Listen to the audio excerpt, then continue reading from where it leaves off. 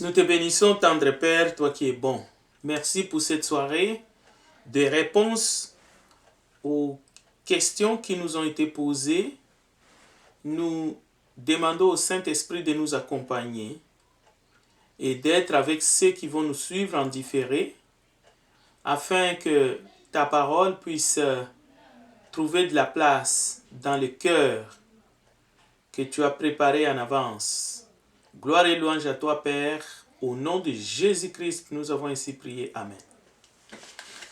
Bonsoir, bonjour. Tout dépend à l'heure à laquelle vous allez nous suivre. Nous voulons répondre à quelques questions suite à l'étude biblique que nous avons présentée sur le couple. Nous allons aborder 2 points. Le premier point concerne où peut-on trouver notre douce moitié. Où peut-on rencontrer celle qui sera finalement notre partenaire de vie. Est-ce qu'il y a-t-il des endroits privilégiés pour rencontrer notre futur époux ou notre future épouse? Cette rencontre peut-on se faire dans une congrégation ou bien peut-être dans un lieu de travail, ou est-ce que cette rencontre peut se faire n'importe où? Parfois même, il y en a dans un bar ou au marché, au supermarché, n'importe où. Au fait, cette question, lorsque nous abordons cette question, le plus important n'est pas les lieux où la première rencontre s'est faite. Ça peut être même à domicile, peut-être dans une fête de famille, à l'école, pourquoi pas, à l'université. Ce n'est pas le lieu de la première rencontre qui est important, ni les lieux où la première déclaration d'amour nous est faite, autour d'une table, dans un restaurant. Ce n'est pas ces lieux-là qui est important. Je pense que là où la parole nous amène, c'est où peut-on aller chercher en fiançailles, ou en d'autres termes aussi, où doit-on aller épouser son épouse, selon les Écritures. Alors, la Bible répond à cette question-là. Bien sûr que le lieu de rencontre n'est pas un détail, ça peut être aussi une question où on peut donner des conseils. Par exemple, dans un bar, ce n'est pas vraiment le lieu où il faut aller chercher celle qui va devenir la mère de nos enfants. Mais ça peut arriver lorsqu'on n'est pas vraiment converti et qu'on est soit un pied dedans, un pied dehors. Et dans ces endroits-là, si c'est vraiment le plan de Dieu, vous pouvez aussi rencontrer quelqu'un et évidemment, vous allez mûrir la relation, vous allez apprendre à vous connaître sans tomber justement dans la fornication. Et ça peut devenir quelque chose d'intéressante. Alors, beaucoup de jeunes aujourd'hui se rencontrent même dans des lieux de culte et tombent dans la fornication. Même jusqu'à habiter ensemble.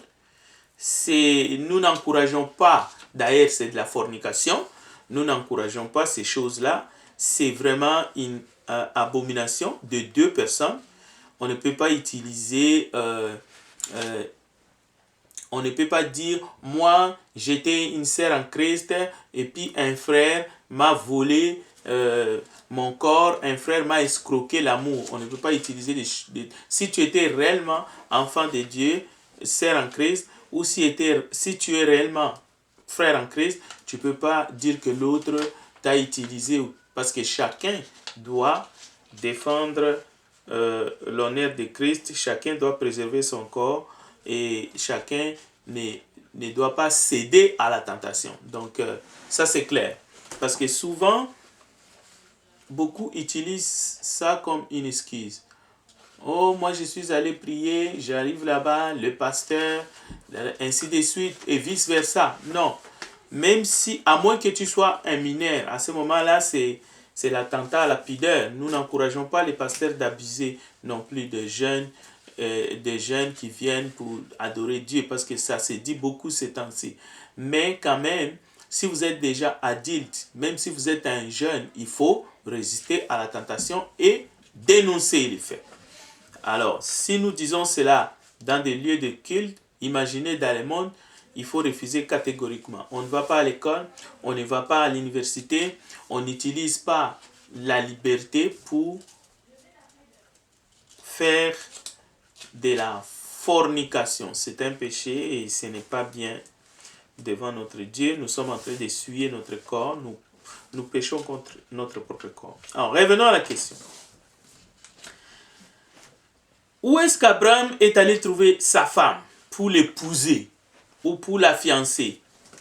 Alors, c'est simple, chez les parents de sa femme Sarah. Donc, on ne peut pas aller fiancer une femme, même si elle est orpheline de père et de mère. On ne peut pas accepter de se faire fiancer par un homme, même s'il est orphelin de père et de mère, il doit avoir des membres de sa famille. On ne peut pas se fiancer dans un bar entre deux personnes à huis clos. On se passe la bague au doigt.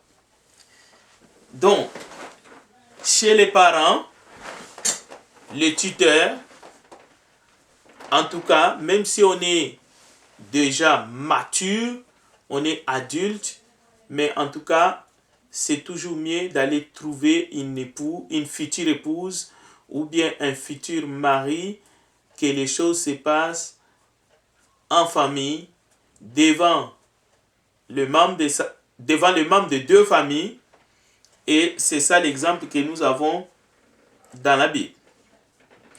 Où est-ce qu'Abraham est allé trouver la femme pour son fils Isaac? Chez les parents de Rebecca.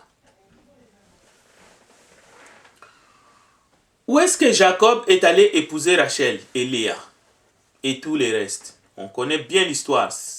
L'histoire se trouve dans l'Ancien Testament. Eh bien, ça s'est passé chez les parents de Rachel et Léa. Et il s'appelait Laban. Jacob a travaillé 7 ans pour Rachel, on lui a donné Léa, et après il a travaillé encore 7 ans, et après il a eu Rachel, son bien-aimé. Et on lui a donné son salaire, et il a quitté Laban pour retourner dans sa patrie. Où est-ce que Moïse est allé trouver la femme de sa vie, Séphora? On connaît bien l'histoire, chassé d'Égypte. Moïse est allé dans les montagnes et là-bas, il va arriver chez un certain Jéthro qui va devenir son beau-père. Il va travailler pour Jéthro. Et parmi les filles de Jéthro, Moïse va choisir celle qui va devenir son épouse, Séphora, parmi ses autres sœurs. C'est la Bible qui nous parle ainsi. Donc, il ne s'agit pas d'une tradition. C'est la Bible qui nous montre. Et d'ailleurs, Matthieu 19, verset 5 est catégorique. C'est pourquoi l'homme quittera son père et sa mère et s'attachera à sa femme, et les deux deviendront une seule chair. Donc, que ce soit les fiançailles, ça se fait devant la famille, et le mariage, c'est chez le beau-père, chez le parent du mari, devant la famille de la future épouse, et c'est là qu'il faut contracter les liens du mariage selon les Écritures. Les garçons ou les filles, un jour, si vous aimez, si vous voulez vous engager dans les liens de mariage, vous devez d'abord chercher à connaître la maison de ses parents. Comme la Bible nous enseigne dans l'Ancien et dans le Nouveau Testament. Jeune fille, un homme veut vous épouser, un homme veut vous fiancer, il faut que ces prétendants, après que vous ayez passé du temps à vous connaître, à apprendre à vous connaître, pas à vous connaître intimement, non, mais apprendre à vous connaître, essayer de voir si vous avez, vous pensez, il faut surtout regarder si vous pouvez, dans ces liens que vous voulez contracter, continuer à adorer votre Dieu en esprit et en vérité. Bien sûr qu'il y a d'autres choses qu'il faut chercher à savoir. Par exemple, si le mari est stérile ou si vous-même vous êtes, vous n'êtes pas stérile, c'est important ces choses-là aussi. Il faut les regarder avant pour ne pas tomber sur la tête. Surtout que nous vivons dans un temps où la médecine est avancée. On peut savoir ces choses avant parce que ça vient de fois commencer à créer des problèmes. Vous pouvez savoir facilement si vous êtes fertile. Voilà. Donc, la famille d'abord. Les parents doivent pas choisir à votre place, loin de là, mais la bénédiction des parents ou ceux-là qui vous ont apporté affection, amour, comme on dit, ceux qui vous ont élevé, ceux qui vous ont éduqué, parce qu'il y a aussi des enfants qui grandissent dans une famille d'adoption ou chez les membres des familles qui deviennent alors, qui ont l'autorité parentale à ce moment, il faut respecter ces liens-là. Donc, ne faites pas des choses à la légère ou ne faites pas les choses en privé. Ça risque d'être une union exclusive. À ce moment-là, c'est terrible, vous serez tenté. Vous serez tenté par le diable. Et c'est très difficile, une fois marié, essayer de se dégager du lien marital. Vivre en conjoint des faits, c'est-à-dire en dehors du mariage avec quelqu'un, donner son corps à un homme qui nous promet de nous prendre en mariage, ou à une fille qui nous dit c'est avec toi que je passerai ma vie, et vous acceptez d'avoir une union sexuelle avec la personne, franchement, c'est une grosse erreur parce que ça peut arriver. D'abord, Dieu ne le permet, la parole de Dieu ne nous autorise pas de faire la fornication, mais souvent, on arrive à des déceptions parce que celui qui nous a dit que il ne va pas tenir sa promesse. Ça arrive souvent.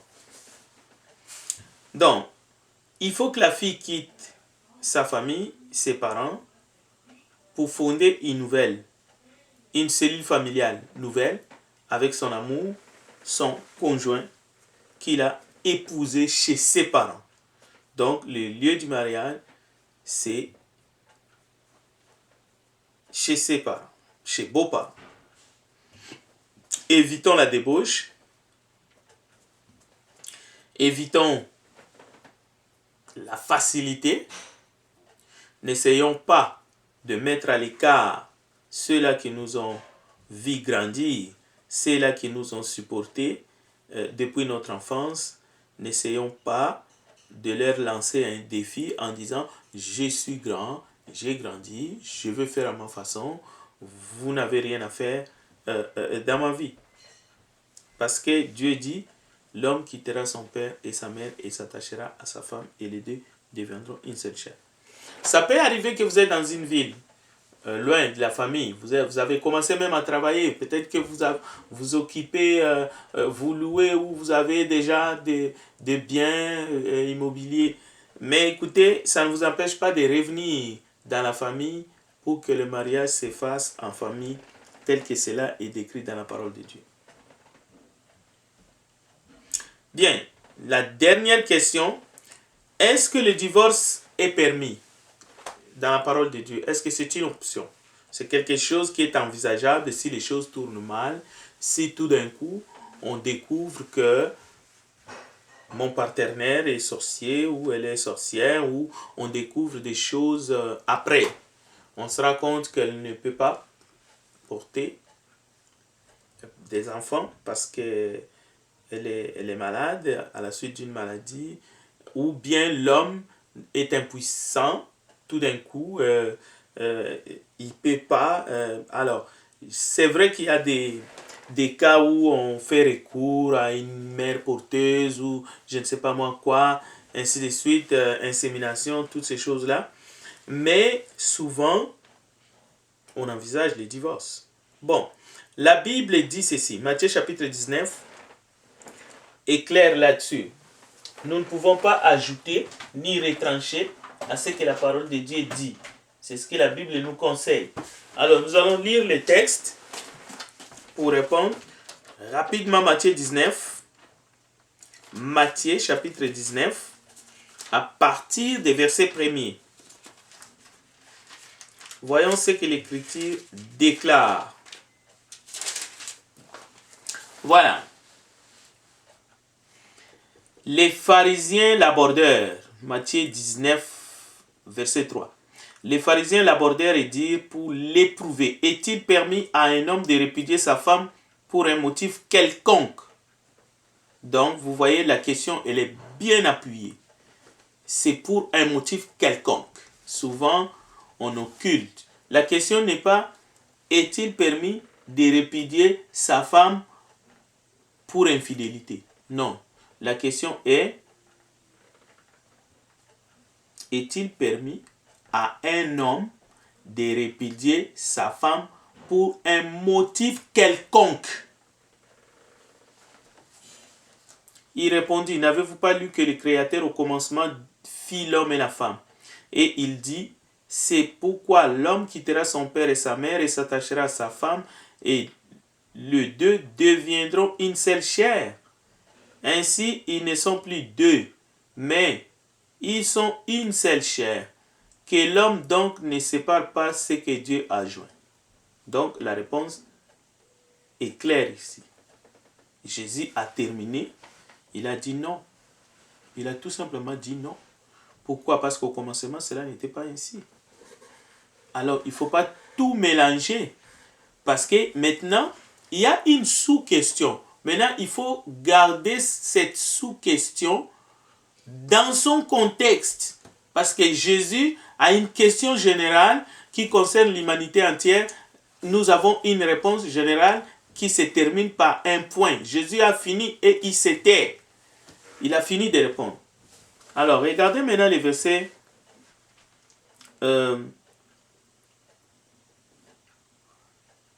7.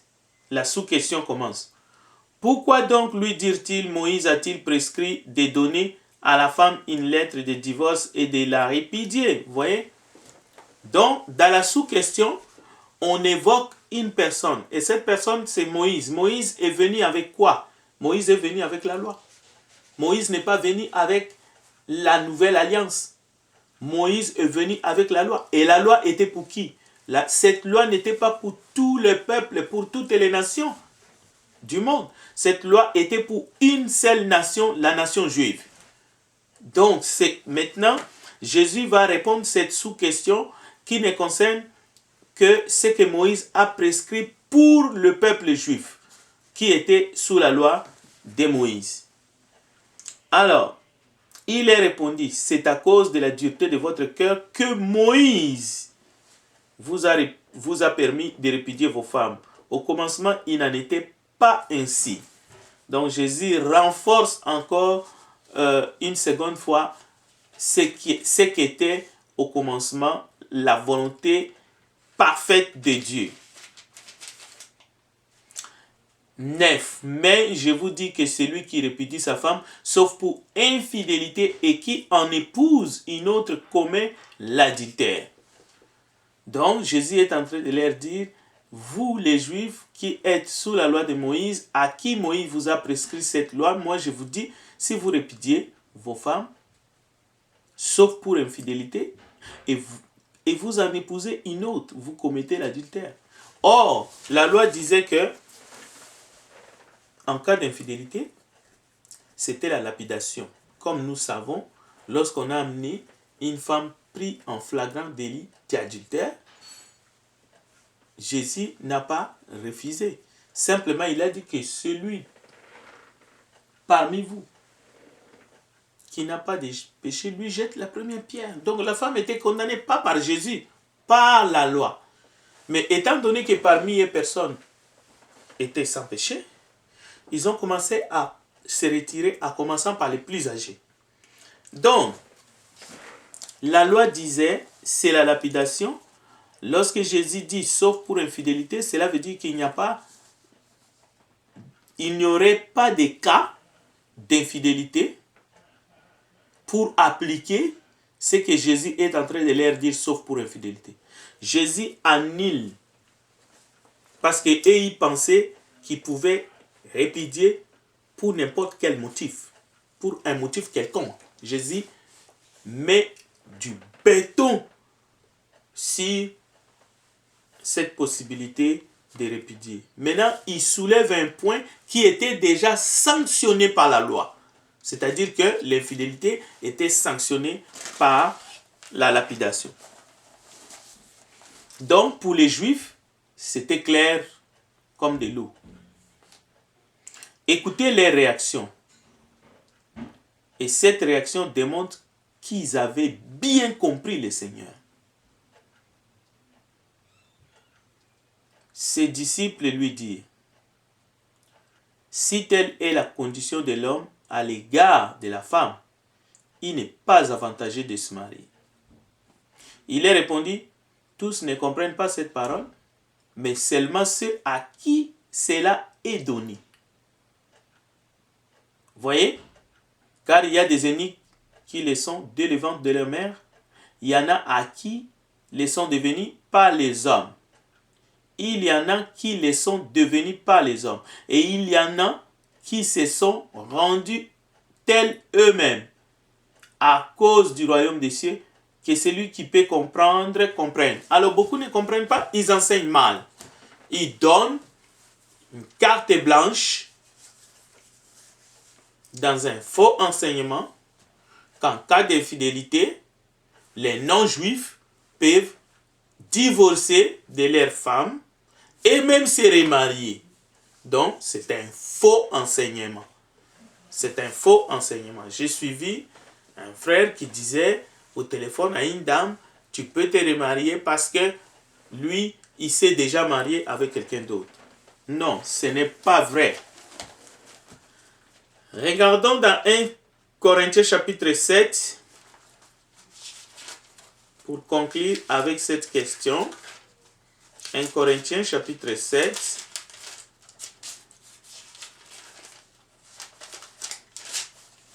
« 1 Corinthiens chapitre 7, le verset 39. Une femme est liée, le lien de mariage est indissoluble. Une femme est liée aussi longtemps que son mari est vivant. Mais si le mari meurt, elle est libre de se marier à qui elle veut. Seulement que ce soit dans le Seigneur. Elle est plus heureuse, néanmoins si elle demeure comme elle est, suivant mon avis, et moi aussi je crois avoir l'Esprit de Dieu. Donc, elle peut se marier avec qui elle veut, seulement que ce soit dans le Seigneur, ou elle peut rester comme ça, et parce qu'elle a déjà consommé son mariage, et si elle a choisi de se séparer parce que c'est insupportable, elle a refusé ou elle a pardonné, mais elle peut rester comme ça. Donc, ce n'est pas non plus obligé de rester avec quelqu'un qui est devenu tout simplement invivable, un mauvais compagnon. Donc, on peut se séparer si on veut, mais ce n'est pas un divorce dans le sens que vous avez la permission d'aller prendre quelqu'un d'autre. Non. Même si l'autre s'est marié, il a péché, laissez-lui, mais vous, tant qu'il est vivant, restez parce que vous voulez sauver votre âme.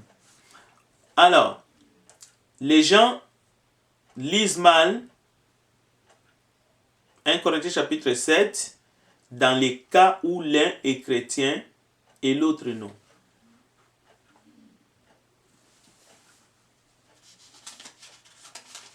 Donc,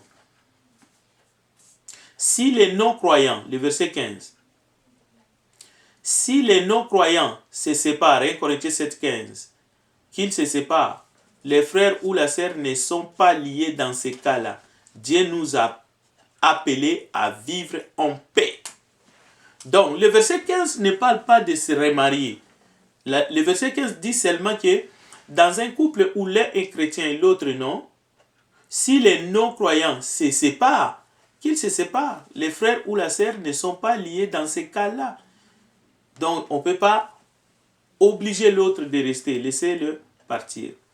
Et le verset 16 ajoute, car que sais-tu femme si tu sauveras ton mari, ou que sais-tu mari si tu sauveras ta femme, ainsi de suite.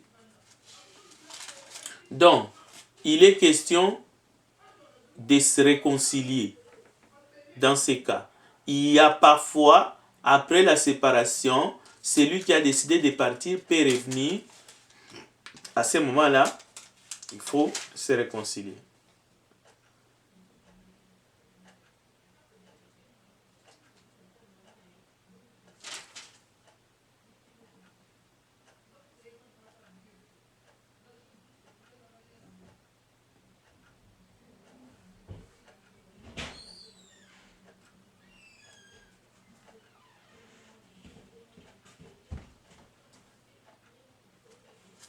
Alors, je vais terminer simplement. J'ai quelques commentaires que je voudrais faire. J'ai trouvé ça intéressant. La Bible demande aux maris d'aimer leurs femmes comme Christ a aimé l'Église. Donc, il faut réfléchir à ces paroles. Ce n'est pas des blagues. Et la femme aussi, il est dit que la femme doit être soumise à son mari comme au Seigneur. Maintenant, Martin Luther, voici ce qu'il a posé comme question. Et je pense que cette question va bien dans le cadre du couple. Si le Christ, lui, a porté une couronne d'épines, pourquoi est-ce que ses disciples ne s'attendraient-ils qu'à porter une couronne de roses? Nous voulons des couples heureux, sans problème du tout. Et dès le premier couac, problème financier, on pense directement à divorcer. Je pense que nous devrions vraiment réfléchir. Si le Christ s'est sacrifié pour l'Église et il s'est livré pour la sanctifier, il a versé son sang, pourquoi est-ce que les disciples, dans les liens du mariage, on s'attendrait-il qu'à une couronne de roses? Non. Partout où il y a des roses, il y a des épines. Donc la vie de couple n'est pas facile. Bien. Les péchés dans les couples n'est pas à prendre comme des péchés privés. Non, ce sont des péchés publics. Vous savez pourquoi? Parce qu'on s'est marié en public.